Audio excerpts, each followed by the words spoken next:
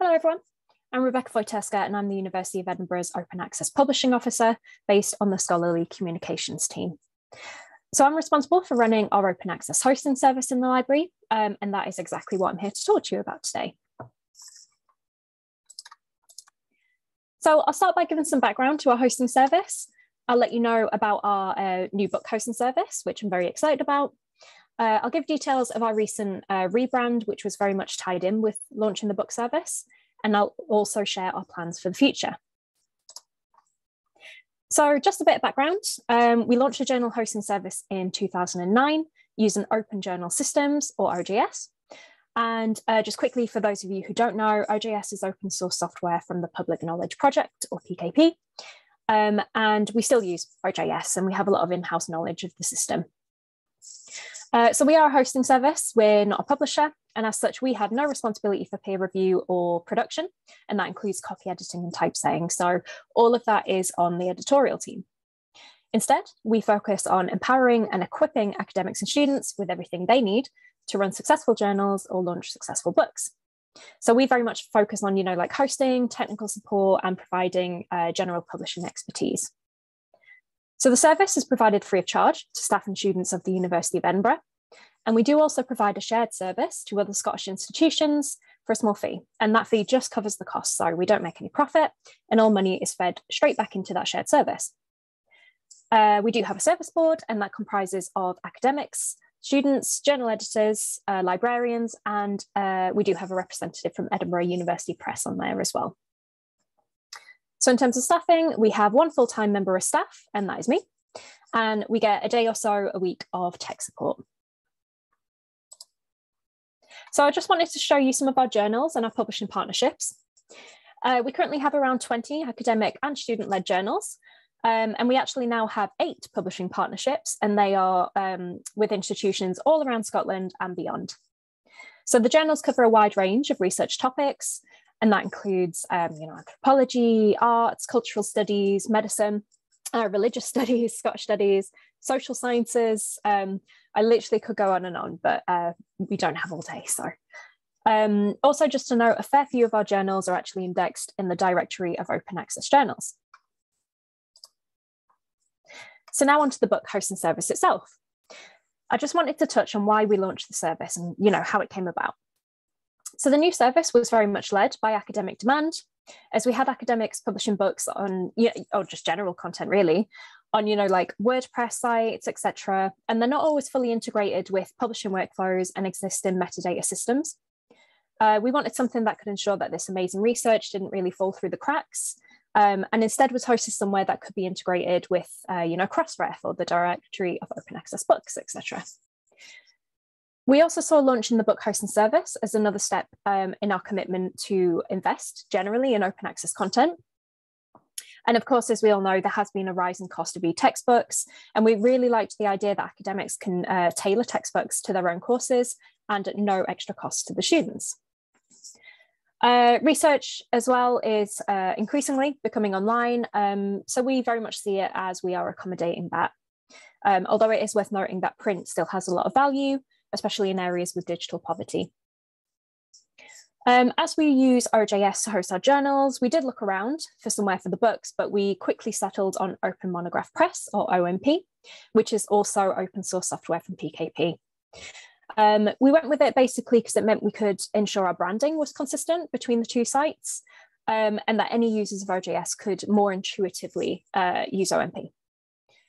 We had actually already installed OMP for one of our external partners before, so we were familiar with it in the back end as well. And we created our framework using the existing one in place for journals. So pulling together all the guidance was actually relatively easy for us. So what does the service actually offer? So we offer all of the following free of charge. Use of the book hosting platform, as well as ongoing technical support, preservation of content, and upgrades. We offer training, documentation, advice and policies, all to ensure the books are in line with industry standards, particularly looking at those set by the Directory of Open Access Journals or the Committee of Publication Ethic, or COPE. We also offer the initial setup of pretty much everything, but with limited customization. We dish out ISBNs. As I'm sure you're aware, they're quite expensive to purchase individually, so we just buy them in bulk from Nielsen. We do also deal with chapter DOIs, cross-ref submissions, and metadata delivery. We provide indexing support, including finding and submitting to all the relevant databases. And we provide annual reports to help measure the book's success. So we use, like altmetrics, the OMP statistics function itself, as well as any indexing information we can get. So I always say, basically, we do a lot of the background publishing stuff that no one really likes to think about or even do, but it is crucial to dissemination and discoverability. And it's basically what we were already offering the journals anyway, so we just tweaked it to fit the books. So as with all our content, everything is fully Diamond open access, and we use Creative Commons licenses, and we don't ask for book processing charges. So I always say we keep it open both ways, because no one pays to be published and no one pays to access the content. And we really like this accessibility of Diamond open access because we feel it is a core component of inclusive publishing. So I've included some pictures of 2 books, the ones that we launched with and one that we've just published as well. So Fundamentals of Music Theory is a collaborative e-textbook project, and that was done by staff and students of the Reed School of Music, as well as staff members from the university's Open Educational Resources Service. Cooking Without a Cooker provides recipes based on what cooking appliances that the user has available to them. And this can be particularly helpful for people who are living in a hostel or temporary accommodation that doesn't necessarily have a wide range of cooking facilities. So that was created by students. And this just gives an idea of the range of kind of subject areas and types of books that we will be hosting. We do have a few more in the pipeline, including an Artemy. I love a good pun, so I like that title. And this is an illustrated textbook guide to the art of anatomy for medical students. So the students actually illustrated anatomy onto real human bodies, as you can see from some of the images there. So it's quite a unique book, and it's pretty cool. So we're very much looking forward to hosting that one.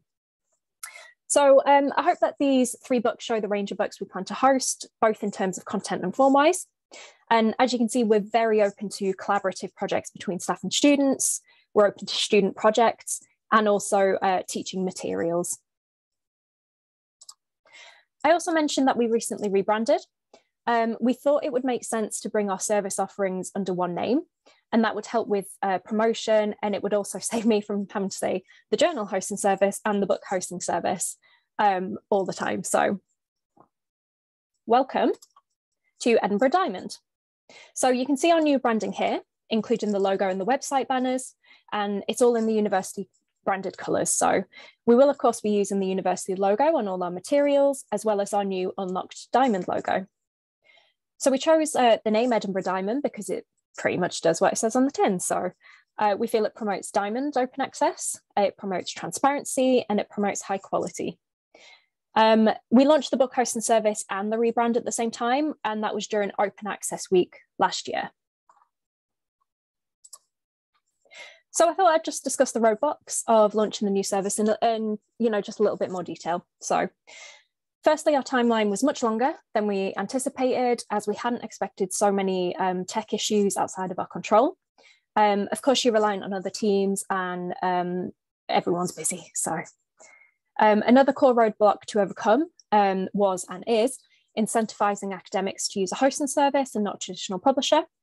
Although, to be honest, it's not actually something we struggle too much with. We're very transparent about the pros and cons of each, and we find our job isn't so much to convince people that our route is the best, but more to provide a brilliant service to those that would really benefit from it. I've just popped some feedback there as well from users of the journal service that might explain why people work with us. So one user said our service was well supported for those who wish to embrace the benefits of fully open access publishing. Another saw the relationship as a collaboration that they've benefited from. And another said that moving to our platform significantly increased the visibility and usage of their online publications. Of course, we've had the same issues with, I don't know why we're still having these issues with battling old perceptions of open access content as lower quality, but we do combat this through implementing industry standard policies, including publication ethics, guided by COPE, and peer review policies. among many other things. So we also aim to get our journals and our books indexed in prestigious databases, such as the Directory of Open Access Books, Directory of Open Access Journals, and the Web of Science and Scopus, etc. In terms of promoting the service, it was slightly easier than it could have been. And that was purely because we had some networks in place already due to the journal hosting service. I emailed all the journal editors and informed them of the book hosting service in case they had suitable projects, and some were looking into it. I liaised with academic support librarians who recommended the service to their contacts in the relevant schools. And indeed, 1 or 2 books have actually come out of those connections that we're working on. We already offered ISBNs on the scholarly communications team, and we realized that this itself was an opportunity to promote the service to people requesting them. So just in case they needed a hosting solution as well as that ISBN. So we've also had some interest by doing this. We updated our web pages to reflect the service and the new brand, and we try to link to it from as many university web pages as we can. Finally, we used and will continue to use good old-fashioned word of mouth. So I'm always out and about at conferences, shouting about it, and in every presentation I do as well. So I asked the book service users why they chose our service and what they thought of the system itself.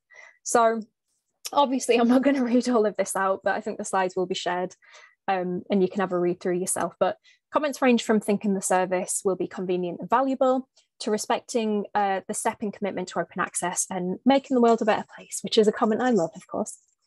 One user noticed the service felt timely in the face of rising book costs and the pandemic. And they also said the service will benefit the university by reducing textbook costs, benefit staff by providing access to easily customizable open textbooks, and benefit students by providing free, high-quality digital learning materials. Finally, a user did comment that a downside is having to generate all the different formats manually, such as, PDF, HTML, EPUB, etc. That isn't something our service offers at the moment, so that is absolutely fair enough. I also wanted to just quickly look to the future. So we will continue to develop our service strategy and policies to ensure we're always compliant with industry standards as well as funding legislation. We aim to promote and grow the service so more people are aware of the research that they can freely access or the service that they can benefit from. In terms of abstracting and indexing, I'll work on making the books as discoverable as possible. We will also seek further opportunities for involvement in teaching and learning so that the service, as it grows, becomes tailored to academic and student requirements. And finally, we will gather more feedback, again, to grow the service according to user need. So just by way of concluding, I would say that OMP is intuitive and particularly useful if you have used OJS already. Also, don't feel the need to launch with a huge portfolio. Just a few key titles will be enough to draw people in. We just launched with the 1 book and that's been working well, and we've already got lots more in the pipeline, as I mentioned.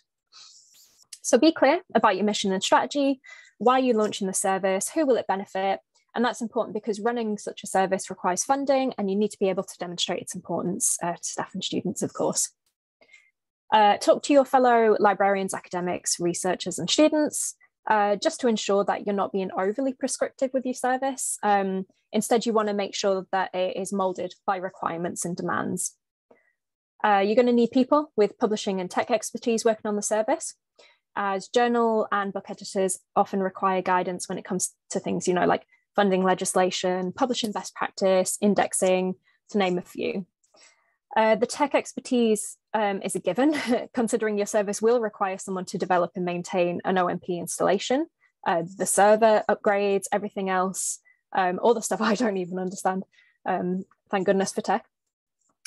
This is, in my opinion, what's needed to make a service like this a success, and just to ensure all your users are fully supported as well. So that in turn incentivizes them to stick with open access, especially Diamond open access. Finally, plan way in advance.